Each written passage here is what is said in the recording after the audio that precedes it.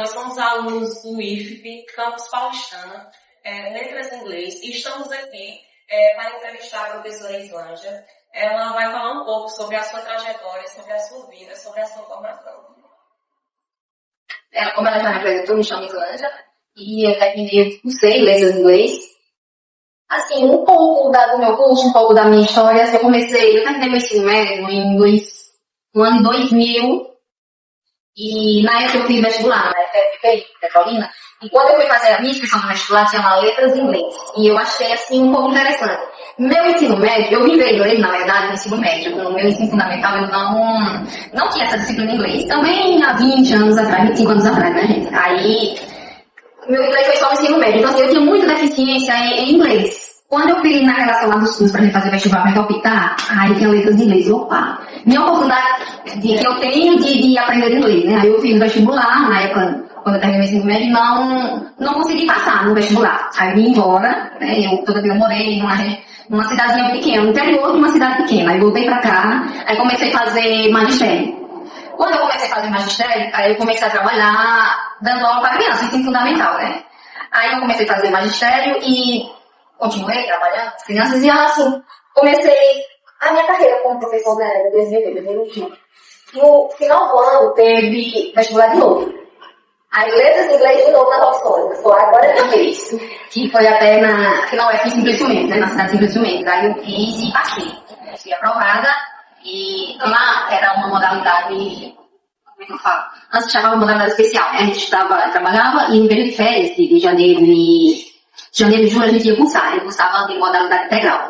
As UESP nessa época era assim, nessa modalidade. Aí eu comecei a cursar meu curso de inglês e no terceiro módulo, assim, sempre teve dificuldade na questão da distância, deslocamento, na época não tinha as estradas da roça, então foi um pouco difícil. Aí no terceiro módulo, para complicar mais ainda, eu engravidei, né? Estava grávida do meu primeiro filho, e quando foi no quarto módulo, que era em janeiro, eu começava as aulas dia 5, e eu tive meu filho no dia 11 de janeiro. Fazia 9 dias que eu tinha tido meu filho, eu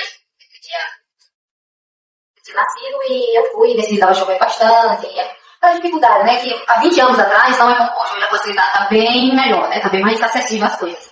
E eu tive que paderar, baixa chuva, e ainda tive que levar uma pessoa para ficar no processo, né, tudo com a dificuldade bem, mas achou uma prova para a gente conseguir vencer, né. Eu terminei meu curso, eu fiz um curso do estado, aí fui lá para inglês, e eu consegui aprovação 3 anos depois. E hoje faz 15 anos que eu estou no estado, graças a esse curso e graças a Deus por conta de eu ter conseguido passar, né. Por que você escolheu a profissão de inglês? Assim, eu sou de uma região assim, muito carente, né? Lá no interior de uma cidade pequena que vivia, né? A cidade de São Francisco. E nesse caso, há 30 anos atrás, quando eu era criança, que eu ajudava, era o que mais me inspirou, na verdade, assim, era uma professora para a criança da vizinhança toda, né? Então, assim, eu pequenininha, que ia para a escola, todas as crianças, eu ficava, ei, professora, só tem uma professora aqui, então eu vou ser professora. E eu tinha isso na minha cabeça, desde pequenininha. Aí, sempre foi tudo dando certo e acabei que hoje sou. Tá com há 20 anos que eu trabalho. Que eu dou aula, né? Eu dou aula, eu dou educação e eu não pretendo mais sair. Quem é ser professor hoje? Ser professor hoje assim, hoje tá bem mais, como é que eu falo? Tá bem mais complexo do que antes, né? É mais assim, que hoje com certeza tá bem mais complexo, né? O sistema que a gente segue, rigoroso. Então, você acha que é mais complexo? Bem mais complexo, né? Não tem também as questões sociais, as questões de medicina emocionais também. Acho que tá bem mais complexo. Islândia, que competências são necessárias para a parte do professor? Assim, a principal competência é você ter o conhecimento.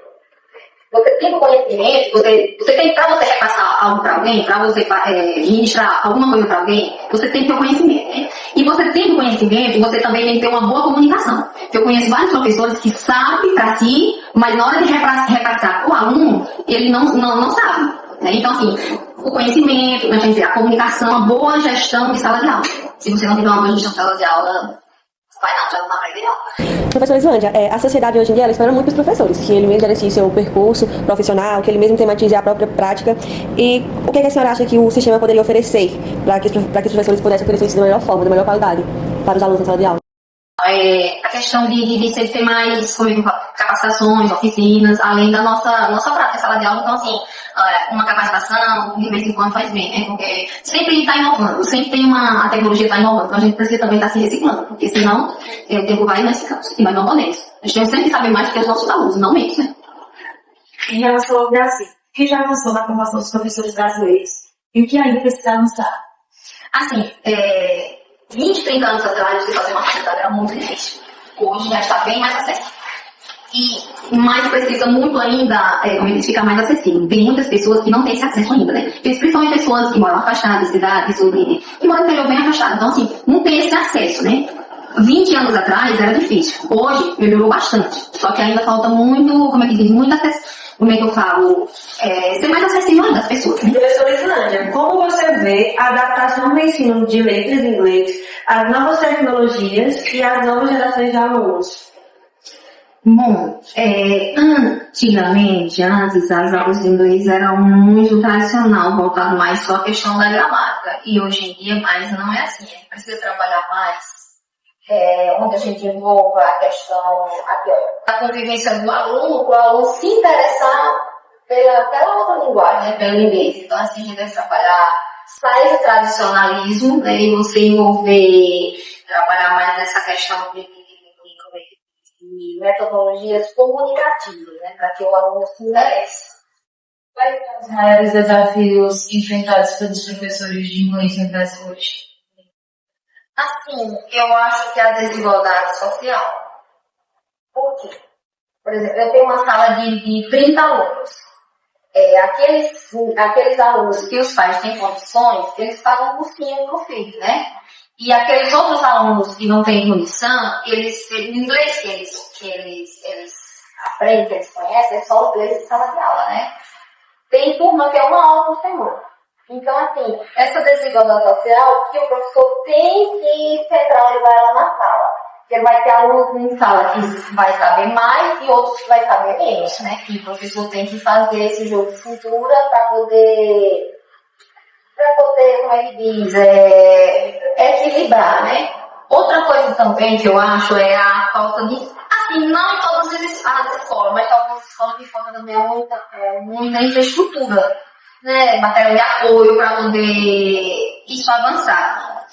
Outra coisa também é a motivação do próprio aluno.